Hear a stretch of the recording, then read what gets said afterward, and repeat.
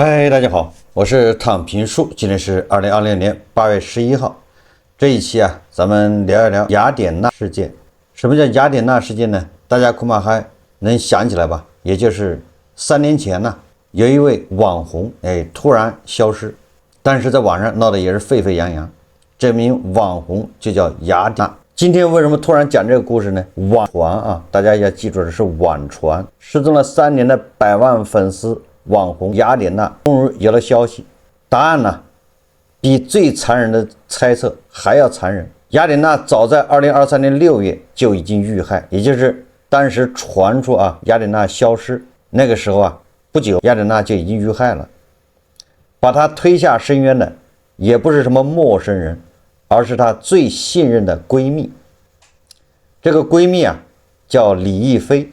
2023年3月，雅典娜去伦敦度假，住在留学生李亦菲的家里。那时候他们已经是很好的朋友。李亦菲把自己包装成富二代名媛，跟雅典娜年纪相仿，一样喜欢穿搭，一样出手阔绰。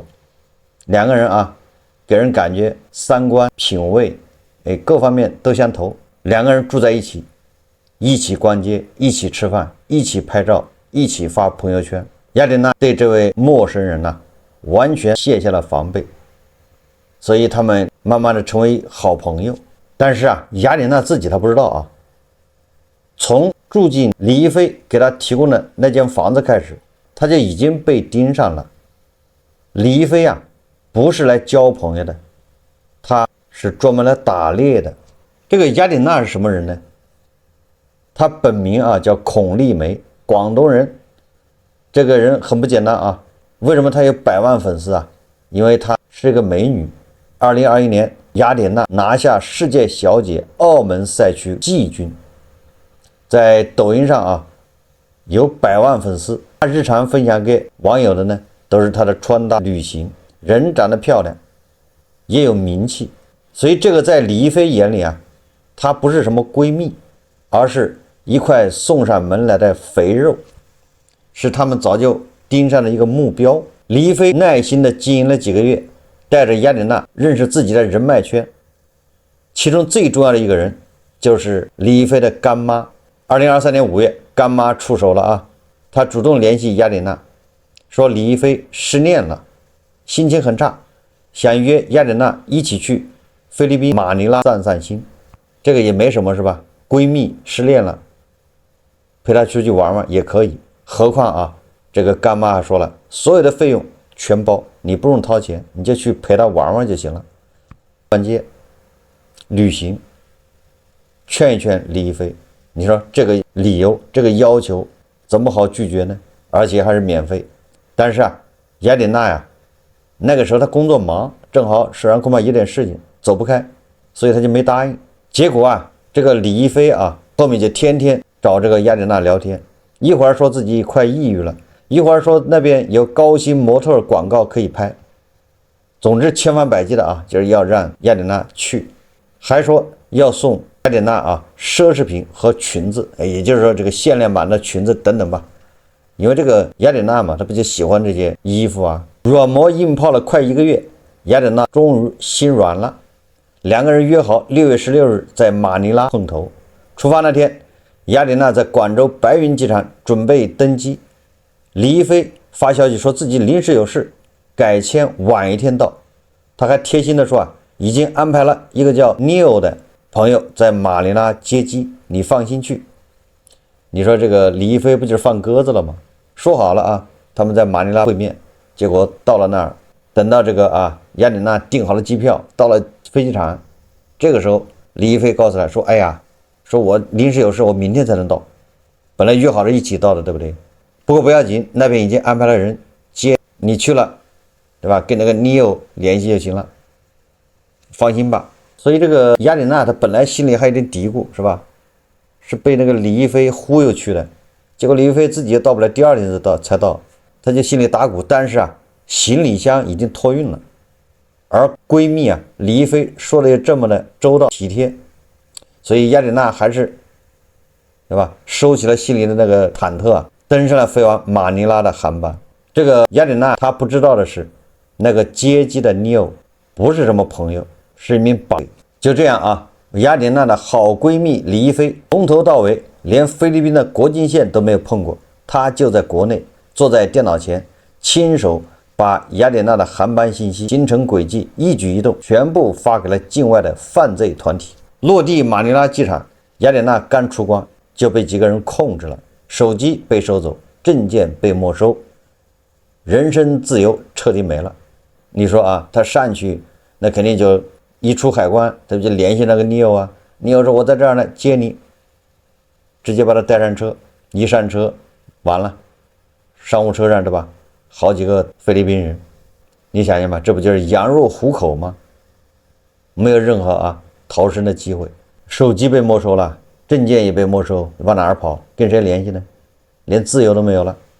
从落地到失联不到1个小时，绑匪立刻盗用雅典娜的微信，给国内的亲朋好友发消息，说他在菲律宾赌场欠了巨额赌债，限时打钱还债，不然就扣人不放，开口就要540万，还发了假的受伤照片施压。这就是典型的绑匪啊，开始跟家属勒索钱财了，绑票在自己手上，勒索钱财。他找了个理由啊，说这个雅典娜在菲律宾赌场赌博输了540万，赶紧付钱。但是家属第一反应就知道不对，因为雅典娜从来不碰赌博，这是全家人都知道的事。家属一边假意配合，跟歹徒讨价还价，一边立刻向深圳警方报了警。也就是家属第一反应肯定就知道是被绑架了，因为恰恰就在那个前后，大家记得吧？有好几个中国人或者叫美籍华人是吧？好几个在菲律宾被绑架，那一阵子媒体经常报道。结果雅典娜就是那个时候出了事，那家属一听，那肯定是被绑架了，不用说了赶紧报警，同时联系菲律宾当地的警方求助。雅典娜她的家庭其实并不富裕，不是什么富裕家庭，为了换回女儿的命，妈妈变卖了房子，最后凑出80万打进了指定账户，这样拖延时间呢。这是一个母亲能拿出来的全部，她以为交了钱女儿就能回来，她不知道的是，这帮歹徒从一开始就没打算放人。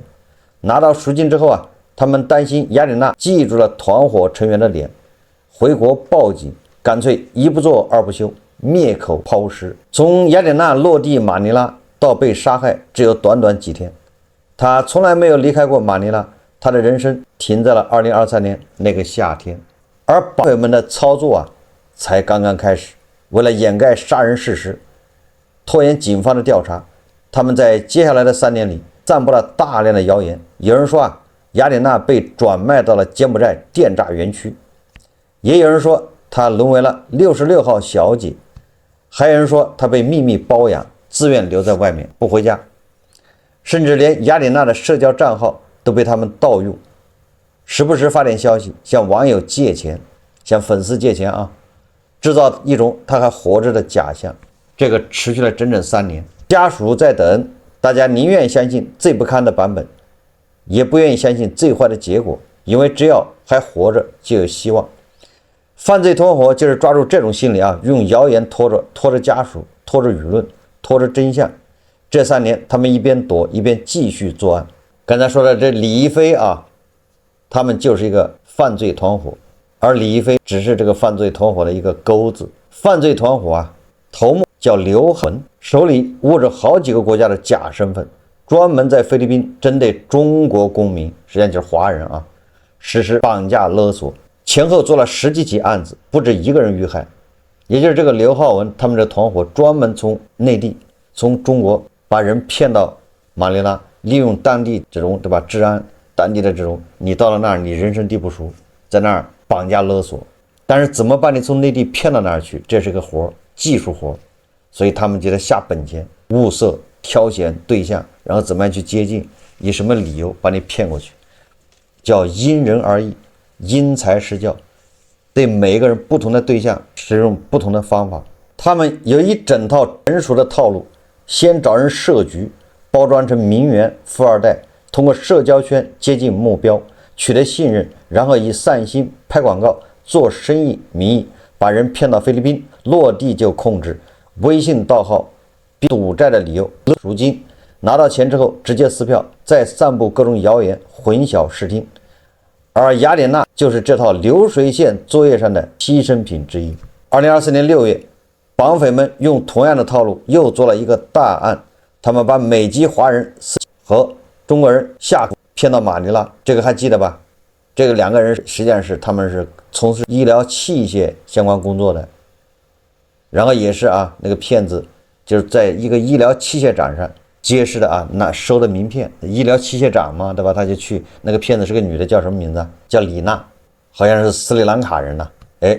他在那个展会上到处发卡片，收了这两个人的卡片，然后他就开始接触这两个人，给他打电话，对吧？他就以医疗行业的一个什么身份，最后呢，他就骗这个美籍华人还有一个中国人，这两个人他们是一个公司的，骗他们在印尼在这个菲律宾的马尼拉要搞一个什么会高端的会长要他们邀请他去参加，大概是这样的这个会上面恐怕就有机会形成一个销售这个高端的医疗器械会或者之类的。那这两个人他是干这个事的，他们是业务员呢，所以美籍华人孙静和中国人夏克夫他们一起到了这个马尼拉，最后他们的下场和那个雅典娜是一样的，去了就被控制，最后被杀害、绑架、勒索、撕票。那起案子里负责诱骗的女人叫李娜，本名陈玉轩她和李一飞是同一条船上的人。2024年9月，李娜在韩国济州岛被捕，直到2020年7月20号，刘浩文在美国被抓，正式遣返回中国。而那个亲手把他推向地狱的李一飞，至今还在逃。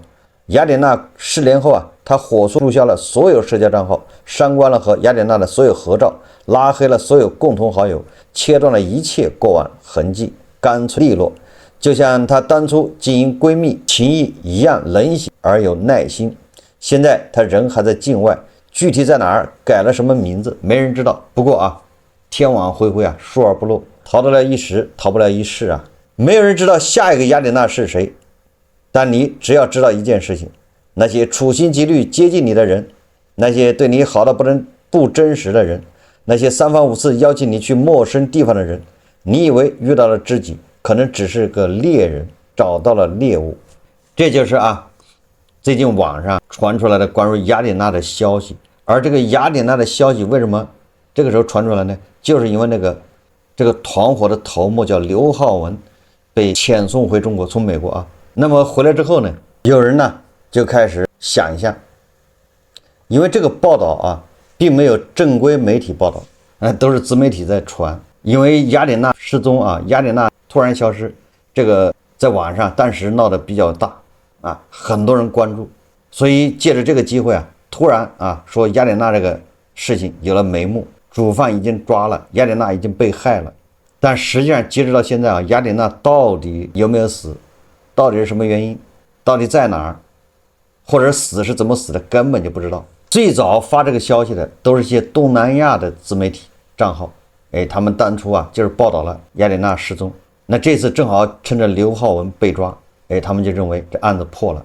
这个时间已经过了10来天了中国的官方警方都没有就雅典娜，也就是叫孔丽梅死亡做正式通报。如果他们确认这个人已经死了，但他告诉家属，对吧，一定会通报。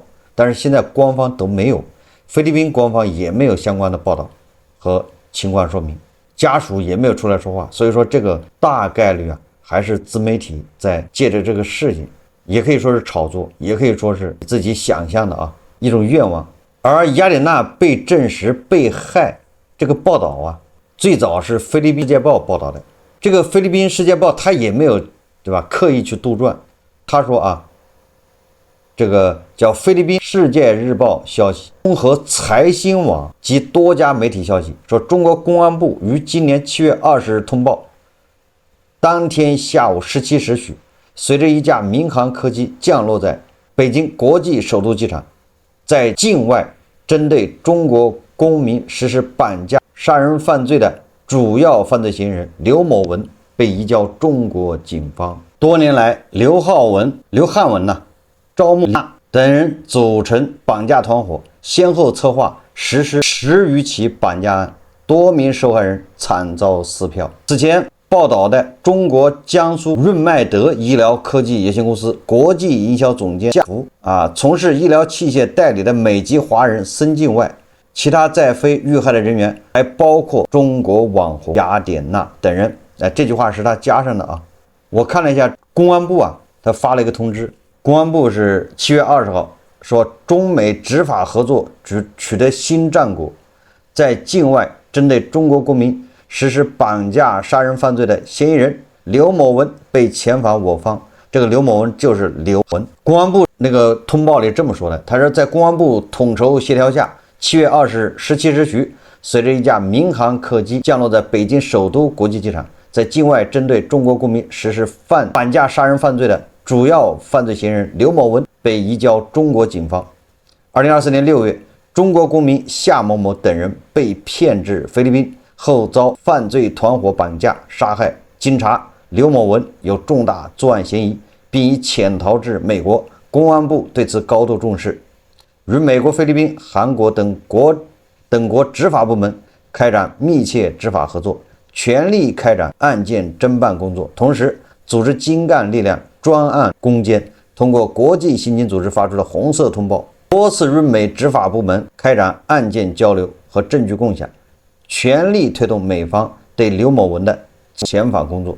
美方据我方线索和证据，于2024年10月成功将其拘捕，并于今日遣返回我国。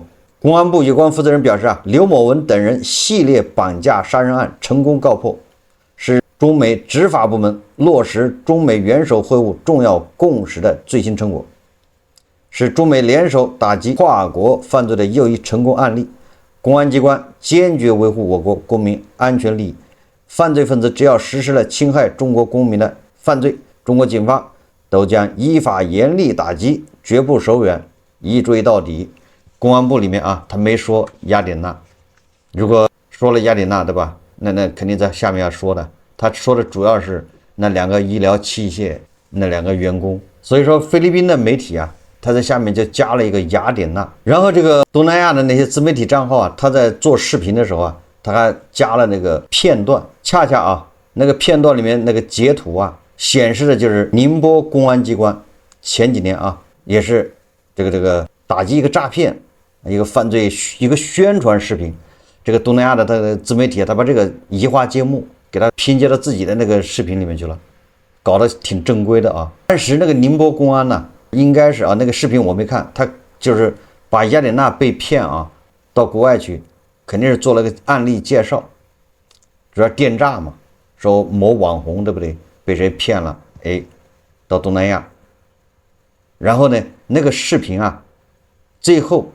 对吧，他还要罗列一堆受害者，其中就把那个雅典娜列在里面是受害者，但是没有说雅典娜最后怎么样了，就是那是几年前的一个视频，宁波公安那个视频。好了，然后这个视频就被东南亚的很多人把它截取了，做在自己视频里面，所以这个现在在网上就很多流传就说雅典娜这个案子破了，雅典娜已经死了，就这么来的。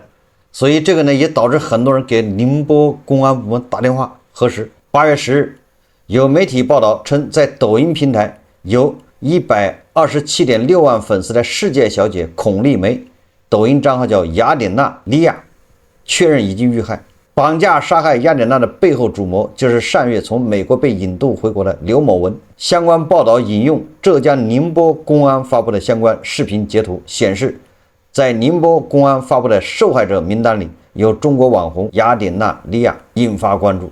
8月11日，记者从宁波警方相关人事处获悉，刘某文系列案件及网红雅典娜莉亚被绑架案均非宁波公安办理的案件，所以宁波警方并未证明雅典娜确实已经遇害。这是红星新闻报道也就是说最近网上传的比较多的就是因为这个刘汉文这个集团头子被从美国引渡回来之后，人们就在想一下脑补这个雅典娜因为也是在菲律宾嘛失踪的，那是不是就是这个刘汉文干的？那雅典娜这案子就水落石出等等，那雅典娜肯定就死了，就这各种分析，各种传言就出来了。我今天讲这故事什么意思呢？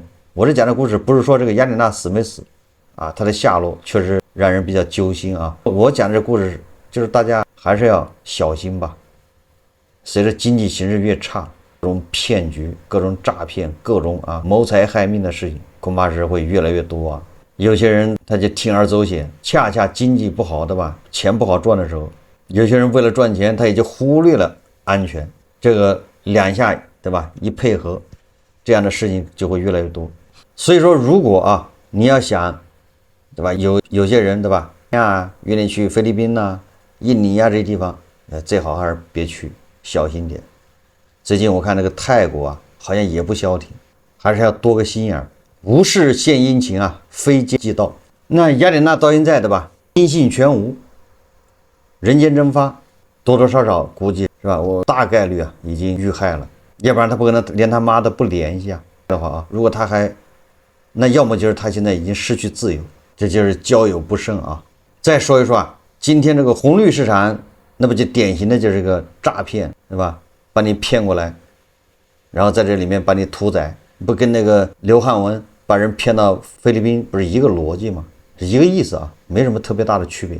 想象一下，就这么个事是吧？把你骗进这个红绿市场，说这儿赚钱，这儿好着呢，对不对？就像骗那个雅典娜，你到菲律宾去，接广告拍片，这广告费很贵，他就去了。一样的，他不知道去了之后，等待他的是绑匪很多这个牛马韭菜不也是被这么忽悠的吗？对吧？那儿这个长线投资做实践的朋友，你去了之后，你就能把你的窝囊费翻几倍，以后就能对吧？靠着窝囊费退休，实现这个财富自由。结果把窝囊费拿了往里一放，被绑架了，然后不停的勒索是吧？你不停的加餐，就是相当于不停的在交这个赎金你能不交吗？所以还是必须往里交，结果越陷越深。你还没地方报警还没用。今天这个红绿市场就是主动回撤，夯实基础。上证指数是微调，主动回撤 0.82%， 深圳成指呢主动回撤 0.04%， 北证50指数主动回撤是 0.86%， 你看对吧？都控制在1%以内，这就是慢牛形势对吧？缓跌缓涨，跌也不要跌太多，涨也不要涨太多，一切都有控制。那么科创综指、科创50呢也稍微多一点对吧？科创综指跌了 1.12%， 科创50是 1.63%下跌这都是主动回撤。毕竟对吧，这个人工智能、存储、硬科技，什么 PCB 这些东西都涨了多少倍了是吧？十几倍了，这回撤一下是应该的夯实基础。不过就是有的夯的多了一点有的夯了一半，有的夯了2/3，那大家都不要急，反正都是为了夯实基础，那都是为了后面跳得更高所以说这主动回撤。创业板还涨了 0.3%， 对吧？所以说你看咱们的指数都是游刃有余一切尽在掌握，就是稳定，主打一个压舱石。昨天涨了，今天就回撤一下，你看这个配合的多好。而且今天这个成交量那是 2.3万亿，比上个交易日少了2000亿。2.3万亿说明什么？说明筹码流动性还有这个筹码稳定性都是非常好的。你这个太少了也不好，成交量太少就说明那个筹码流动性差，太多了也不好，太多了说明对吧？锁定这个筹码稳定性不好，就大家都要跑，不太好。所以你看 2.1万亿，从稳定性、筹码流动性都是最好的，没有比这个更好了也反映出这个金融消费者这个受这种心态，知道这便宜的筹码不能再交出去。有的筹码都是从对吧1800多块钱，现在只有700了，他不可能交的，对吧？那些什么科技新贵是吧？那些什么半导体还是什么光模块是吧？那都2/3的没了，这筹码能交出去吗？这筹码大幅压缩缩水的，浓缩的都是精华，那这精华筹码能交出去吗？肯定不能交所以它的成交量它就萎缩了这个萎缩是健康的萎缩，是高质量的萎缩那么今天还有1615家上涨，为广大的金融消费者带来了这个财富是吧？带来了增长。3777架倒车接人，给很多人又一次机会。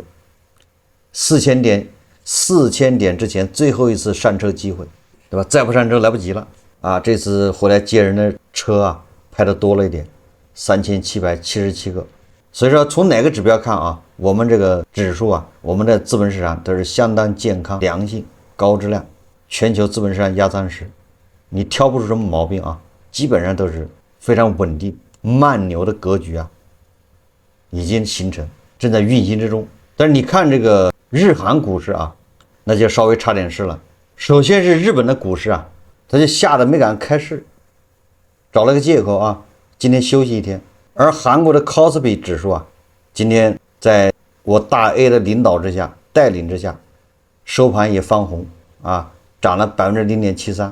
大家有没有发现，这个跟韩国股市以前动不动就6%、8%的涨幅，10%几的跌幅，像猴子的是吧，上蹿下跳的，现在已经完全对吧，没有那么上蹿下跳，现在走的非常稳当。你看上涨 0.73%， 这个都是受我们这个压舱石影响，给它压住了啊。